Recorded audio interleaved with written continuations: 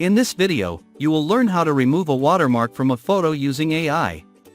If you want to remove a watermark or text from your photo, open the Google Chrome browser and type in Photor.com. Photor is a powerful AI photo editor that you can use to remove text or watermarks from your photo. On the Photor.com website, open the Magic Remover tool. Now simply upload your image.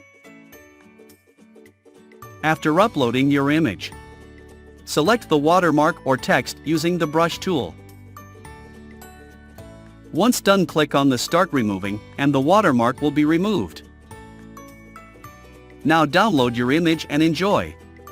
If you found this video helpful, please like this video and subscribe to my channel for more. Thanks.